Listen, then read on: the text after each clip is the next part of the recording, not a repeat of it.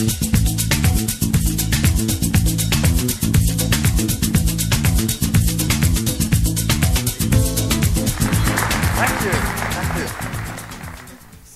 this little fellow up here, this is me. Or it's actually what we call an early stage beta version of me in the startup world. When I was a kid, I used to have dreams. The kind of dreams that kids have that, you know, when you grow up, I'm going to become an engineer and I'm going to build things. I'm going to be a doctor, I'm going to heal people. I want to be a pilot, I want to fly among the stars and the skies. But most of all, I wanted to be an astronaut. And what I also learned early on was that school was this magical place where you went to in order to learn all those things that you needed to know in order to become those things. So I went to school. This is my first day on the way to school. But I spent 10 years, 15 years in school. And eventually I wondered, you know, is this really the place where I can show all my skills and all my talents? And I felt, after having spent all those years, and you know, I was 20 years old and I still wasn't an astronaut, that perhaps school wasn't the arena where I could show all my colors and where I could let all my talents shine. And don't get me wrong, there was nothing wrong with school. The only issue was that school was not the place for me to show my talents. And just like this parrot in this cage, I believe that there is a lot of more parrots out there that never get the opportunity to show what they can do through school. So I needed to find another strategy to become successful. So I looked outside of school and I found this essay competition in Switzerland. And I figured that if I win this essay competition, then perhaps I will get access to these opportunities that I probably won't get access to otherwise. So I spent 2 weeks writing probably the best essay I've ever written in my life. You know, I spent hours and hours and I sent it in. And then it took 3 months until somebody called from Switzerland. And they said, Gustav, you have won.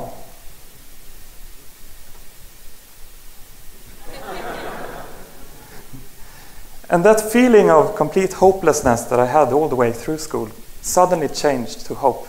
And over the next 2 years, I spent all my waking time participating in these types of competitions. I participated in essay competitions, I participated in business plan competitions, and I even tried out for the Swedish version of American Idol. That was probably the most terrible decision of my life, and I can't recommend that to anyone, unless you're really sure that you know what you're doing. 5 years ago, I founded studentcompetitions.com as an arena for students from all over the world to discover their talents. And on student competitions, basically we list global opportunities. And we're proud to announce that so far we have roughly 1,600 universities and high schools around the world who encourage their students to go to the platform and to discover challenges that are there. And more than 300,000 students so far has registered for our service. So what is a competition? Let me give you a couple of examples. This is the world's largest green energy competition. Students, they go here, they take a series of tests and they solve cases, and through these cases they can get access to jobs, internships and opportunities at the company through demonstrating their full palette of skills. The Porcelain School of Design in New York, which is probably one of the most prestigious design schools out there, they recruit high school students. They don't look at the diplomas or their certificates through the applications. Instead, they use our competition and competition platforms to see who can actually demonstrate through videos and work samples what they can do. And the winners, they get full scholarships to access the schools. Light bulbs, they're everywhere, but we don't think about them. In this particular competition, a light bulb company decided to go out and look for talented entrepreneurs and innovators who can come up with an off-the-grid solution for a light bulb.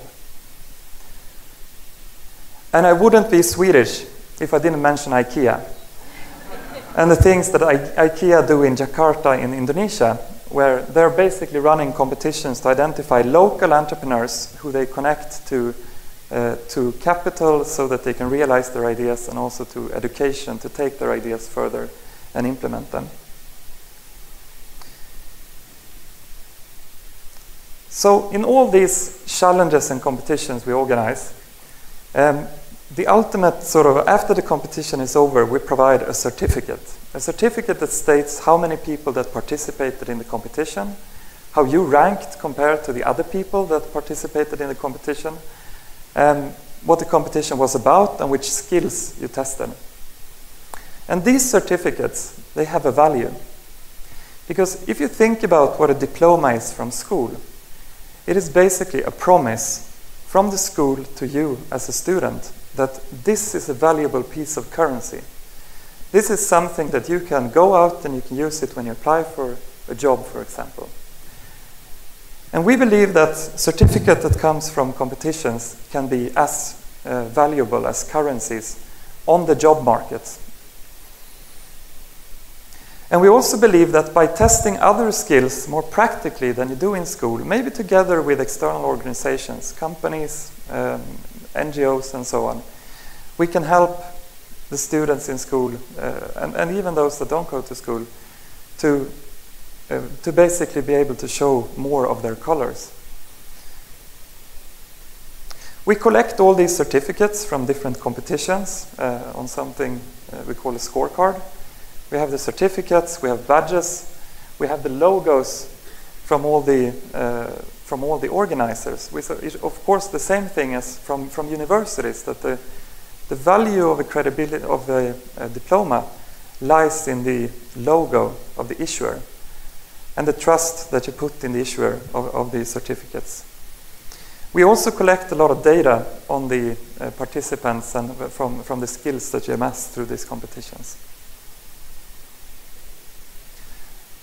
And this whole new approach to certification we call market-driven certification. And it's a new way of looking at how you measure and evaluate talent. So instead of looking at what you do when you leave school and you get the stamp at that moment in time, we look at what you can actually practically do today. And it's interesting that, in a world where education is becoming ubiquitous, more and more people are getting an education thanks to technological development. But that also puts demand on recruitment and the way that we connect people to opportunities. As Reid Hoffman said, as education becomes faster, cheaper, and more available, certification needs to become faster, cheaper, and more effective too. And what does this call for? This calls for 3 opportunities. And the first thing is that we are at a point in history where we, thanks to digitalization and globalization, can connect people with life-changing opportunities on a massive scale. And the same way that education is becoming ubiquitous, we can also make sure that those that have an education and that learn through one of the many ways that you learn today can also connect to jobs. And people may think that, competitions, that's just a game, it's just playing, it's not serious. But I can tell you that for these winners that won scholarships to study at their favorite universities or that won jobs at companies that we only dreamed about working for otherwise, this is highly real. The second opportunity, which comes with this approach, is that it's possible to provide equal access to opportunity. So in future, it no longer matters if you studied at Harvard or if you took your courses at Coursera or if you, spent time just coding away, learning, building your portfolio. We want the opportunity providers to say that, we don't care how you learned.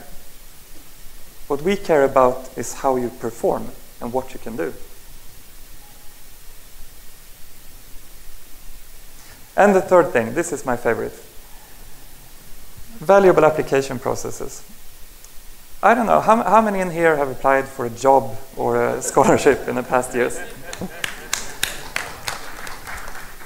This is one of my folders. I have probably a bunch of folders like this. This is hundreds and hundreds of hours that we spend on writing CVs, writing application letters, writing grant applications, if we have any researchers in here. It's like, it's waste.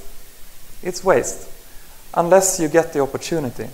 And on the other side of the table, we have the recruiters. They get hundreds, I think Google have 450 applicants per spot. There's 450 people who have spent a couple of hours writing a letter, which is waste, waste, waste, waste.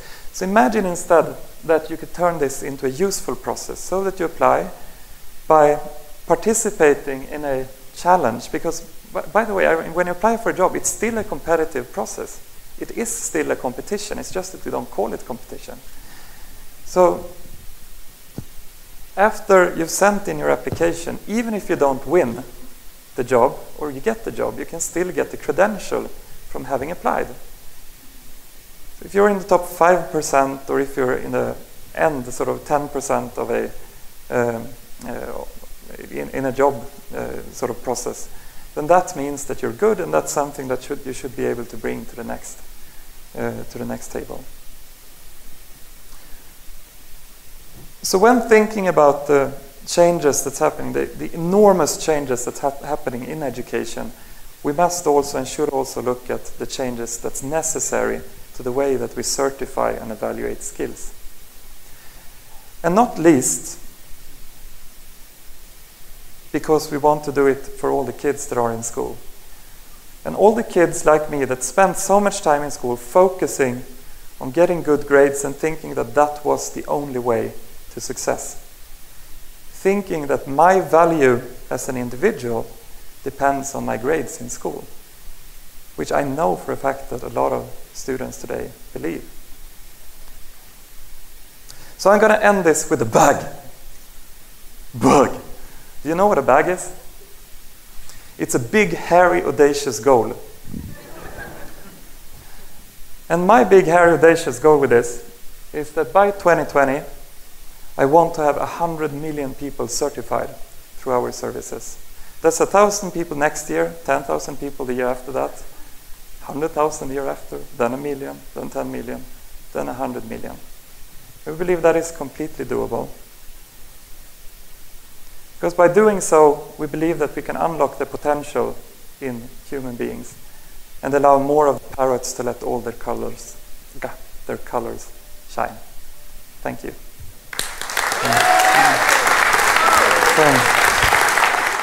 Thanks.